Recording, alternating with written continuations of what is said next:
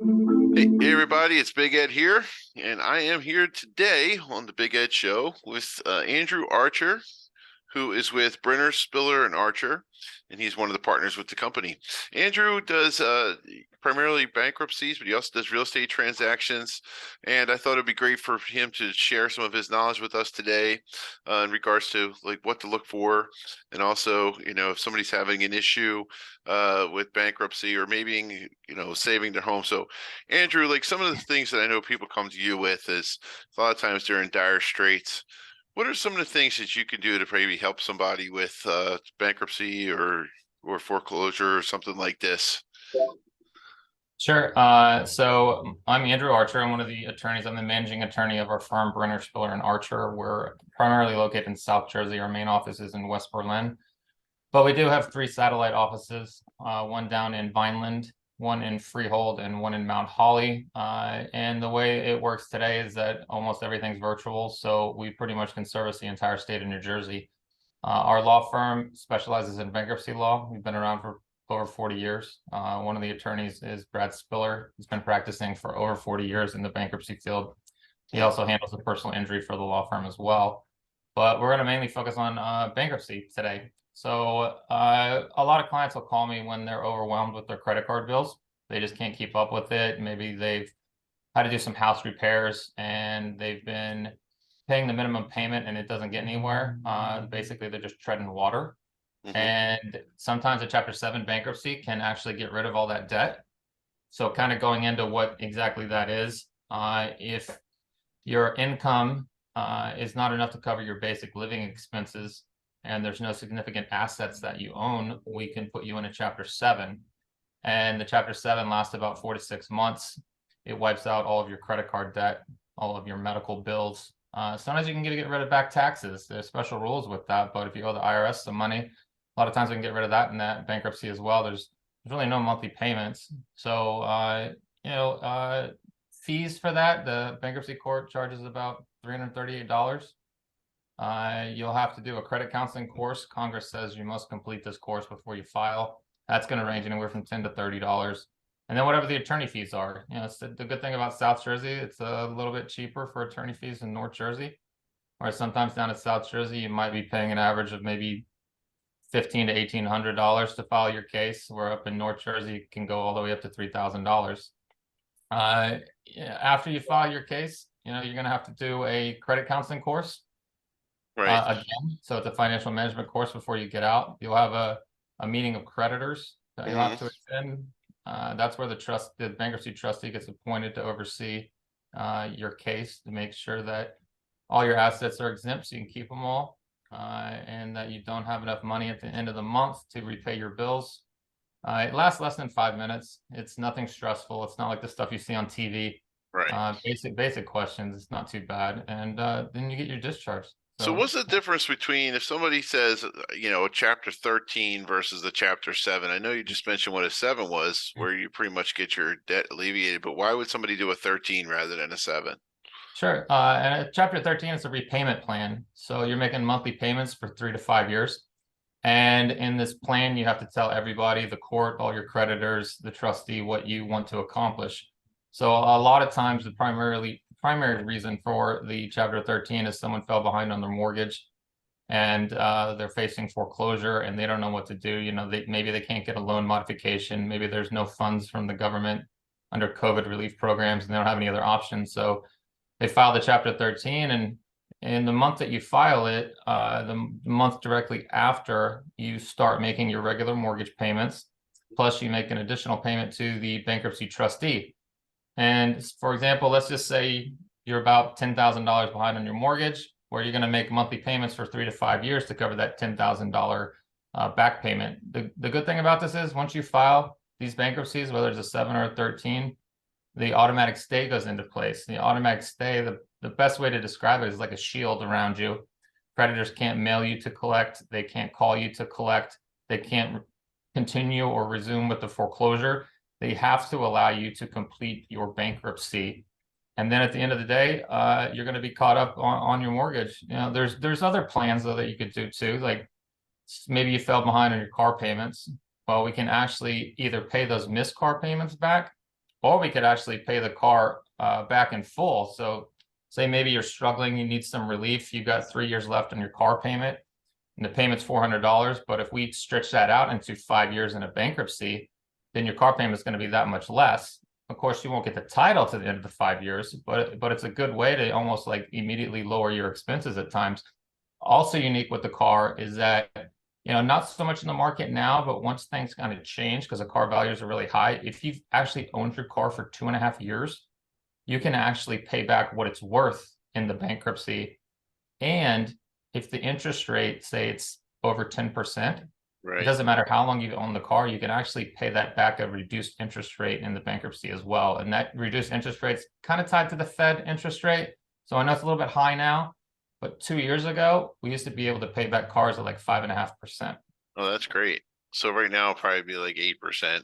Yeah, you're absolutely right. It's about 8% right now. Okay. But they don't get to say no to it. They have to accept these plans. They can file claims with the court, things like that. Like say you value your car at $10,000 and they're like, no, no, no, not so fast. It's worth $12,000. They might object to it. You got to work that out, and a lot of times you can work it out and say, well, what you didn't know is that there's 100,000 miles on the car. You're listing it at 70,000. Or maybe the car was involved in an auto accident and has some damage that lowers the value. Your creditor probably doesn't know that information.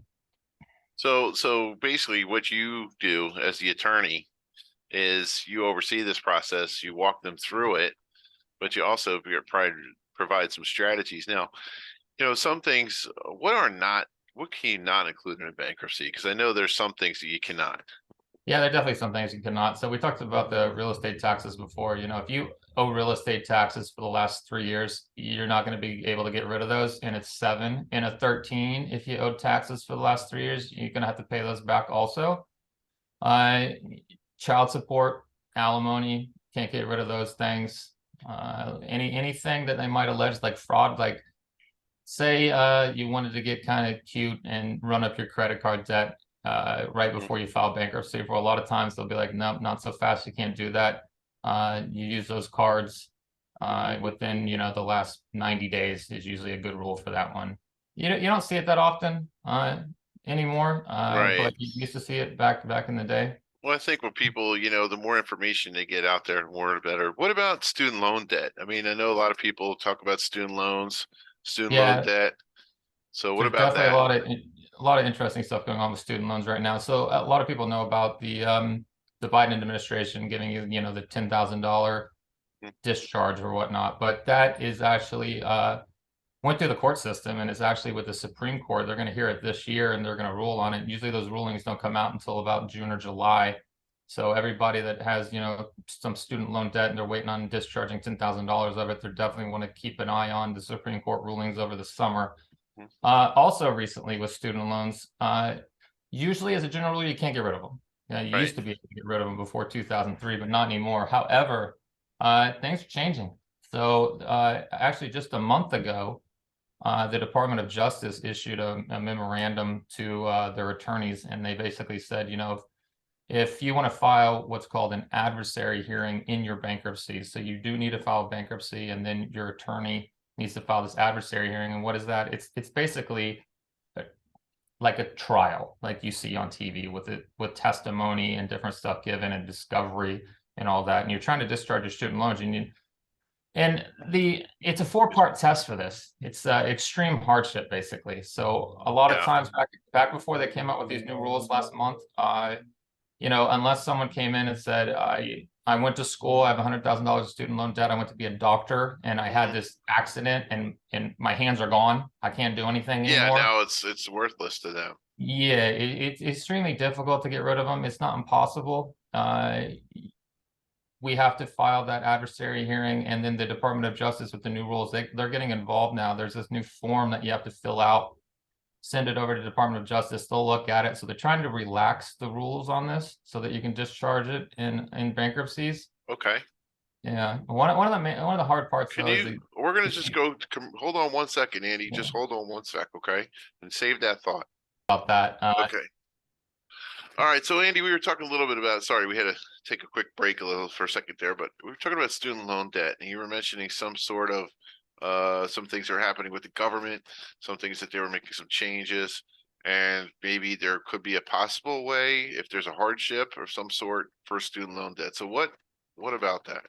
Yeah, so the it's called the Bruner test, Brunner. It's a court case that happened back in the day, and it's a four-part test that's extremely hard to overcome. But with this new guidelines that came out for the Department of Justice attorneys, they're basically you fill out the form, you send it over to the attorneys that represent the student loan investor, and they kind of make a recommendation to the court whether they agree that you should be able to discharge your student loans or whether you can discharge part of your student loans. Now, I've taken a couple classes on this before, and the attorneys that represent the government and that backs these student loans, they basically said, a lot of times, although you might not be able to pass the test that you need to discharge them, a lot of times they'll say they'll settle it. They might say, all right, well, you owe us $100,000. We'll take 70,000 and we'll make monthly payments, and you're in a better position. You just don't know, and it's so new that it's really hard to see where it's going to go and how judges are going to rule on this, because the Right. attorneys for the Department of Justice are making a recommendation to the court. But the hard thing here is that the court has this four-part test that they have to abide by. And although an attorney is making a recommendation, is that enough for the judges to overcome the law that they have to follow? We're just going to have to wait and see. Yeah, I mean, you're absolutely right. I mean, there's so many things, but somebody, if they had a question about student loan debt or something like this, as far as bankruptcy goes, you'd be able to help them through that. Oh, yeah, definitely. Yeah. Anything, credit card debt, your mortgage, your car, medical bills, maybe you were a two-person income and unfortunately your partner passes away. You definitely would want to, give us a call, run through your finances and things like that. And the good thing is it's a free consultation. So we do it, in person. We do it over the phone. We can do it over Zoom. We're real lenient on how you need to get in here and things like that. Okay, great. And then also, you guys, real estate transactions, obviously that's something near and dear to my heart. South Jersey, as you know, we don't use attorneys as much. People don't use an attorney, but why is it important to use an attorney? Yeah, Why I do think you it's think? important. Right. I think it's important. So a lot of times, judgments come up that you have to deal with that you never knew about. And the attorney can help you out and, maybe even getting rid of the judgments so that you don't have to pay them back when you sell your house. Yeah, I do want to echo your thought that down in South Jersey, they just don't use attorneys that much for real estate transactions. We're talking about buying and selling the house. But if the other party, whether you're the buyer or the seller, the other party hires an attorney, you're definitely going to want one on your side. The attorneys do at times complicate the process, and if it's just you and your realtor, it's definitely recommended that you get an attorney. Yeah, I always recommend to my clients that they get an attorney. I think that's the best practice. As a matter of fact, right on the contract itself, right, page one, as you know, they do recommend to, people do have an attorney during the transaction. It's probably the most expensive purchase you're ever going to make, one of them anyway. Yeah, it So it definitely just is. makes Yeah, sense. right. One of the good things about hiring an attorney for a real estate transaction too, it doesn't cost you that much money. Like Right, I think it's one of the uh, cheaper attorney transactions that people run into. A lot of times the fee is going to be less than $1,500, and it comes out at closing. right. So it's definitely worth it. So, bankruptcies, real estate transactions. I know there's some of the things that you do. What other services did you guys maybe provide? Or some things that maybe that we haven't spoken about today. Sure. So yeah, my partner does do the personal injury aspect for the firm. So slip and falls, auto accidents, dog bites. We also do some workers' compensation. But what I tell all my clients is the good thing is, I've been practicing myself for since 2008. My Right, partner's been around for the last 40 years. You can call us up for anything. Even if we don't do it, we know someone that is an expert in it, and we can give you the name and number to that attorney, even do kind of like a warm transfer of it. Usually if they'll call in and they want something like workers' compensation, and we have a great attorney that's right up the road that does it. And a lot of times I'll just email them over the fact pattern so the client doesn't have to, go through the whole thing again and get irritated about telling two different attorneys the situation that happened to them. okay, great. So, thanks for coming on the show today. Just to wrap things up, how is the best way somebody can get in contact with you? Yeah, sure. So our we got a multitude of ways with the way the world works today, but our website is www.spillerarcherlaw.com. Okay. Uh, Phone number, the main phone number for all the offices, it's 856-963-5000. We communicate with our clients very well. We do it over the phone, over email, through text. So anyone can call with anything, any questions, any problems. We're here to answer and help. Oh, great. So this is going to be on the YouTube channel, the Big Ed Sells Homes YouTube channel. You could like and subscribe, and also the links for Mr. Archer and his company is actually going to be on the site itself. So I hope you guys enjoyed this episode, and we'll be like and subscribe. We'll be back to you guys in the next couple of days. Thank you. Thanks, Ed. All right. Thank you.